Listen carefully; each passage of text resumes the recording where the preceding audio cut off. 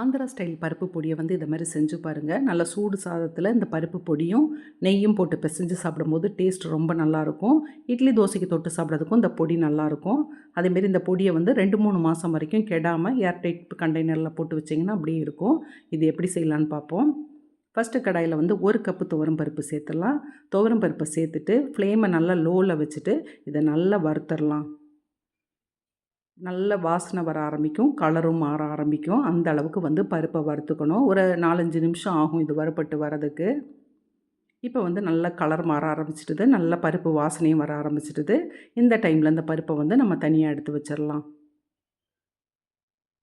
அடுத்தது வந்து 1/4 கப்பு வந்து கடலை பருப்பு எடுத்துக்கணும். கடலை பருப்பையும் லோ ஃப்ளேமில் வச்சு நல்லா கலர் மாறுற வரைக்கும் வறுத்துடலாம். பருப்பும் இப்போ வந்து நல்லா வறுபட்டு வந்துட்டுது. அதையும் தனியாக எடுத்து வச்சிடலாம். அடுத்தது 1/2 கப்பு வந்து பாசிப்பருப்பு. பாசிப்பருப்பையும் இதே மாதிரி நல்லா வறுத்துடணும். இது டக்குன்னு வறுத்து வந்துடும். இதையும் தனியாக எடுத்து வச்சுட்டு அடுத்தது 1/2 கப்பு வந்து பொட்டுக்கடலை. பொட்டுக்கடலை வந்து 1 நிமிஷம் வறுத்தா போதும். இப்போ 1 நிமிஷம் வறுத்தாச்சு. இதையும் தனியாக எடுத்து வச்சிடலாம்.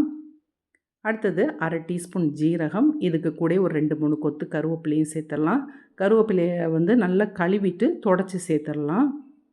இப்போ ஜீரகமும் நல்லா பொரிஞ்சு கருவேப்பிலையும் நல்லா முறுமுறுன்னு ஆகணும். அந்த அளவுக்கு வறுத்துட்டு தனியாக எடுத்து வச்சிடலாம். காஞ்ச மிளகாய் வந்து நான் ஒரு 15 சேர்த்துருக்கேன். இந்த பொடி வந்து கொஞ்சம் காரமாக இருந்தால் தான் நல்லாயிருக்கும். நீங்கள் காரத்துக்கு தகுந்தபடி சேர்த்துக்கோங்க. நான் ஒரு 15 சேர்த்துருக்கேன். இதையும் வந்து லோ ஃப்ளேமில் போட்டு நல்லா லைட்டாக கலர் மாறுற வரைக்கும் வறுத்துடலாம்.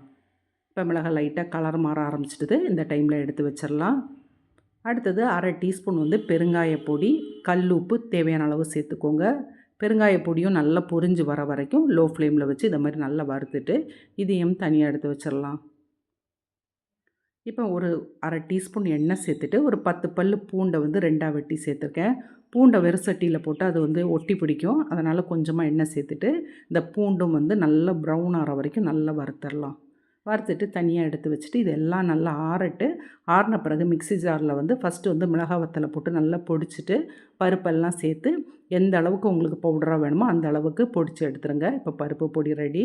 ட்ரை பண்ணி பாருங்கள். இந்த வீடியோ பிடிச்சிருந்தால் லைக் பண்ணுங்கள், சப்ஸ்கிரைப் பண்ணுங்கள். அடுத்த வீடியோவில் புது ரெசிபியோடு பார்ப்போம்.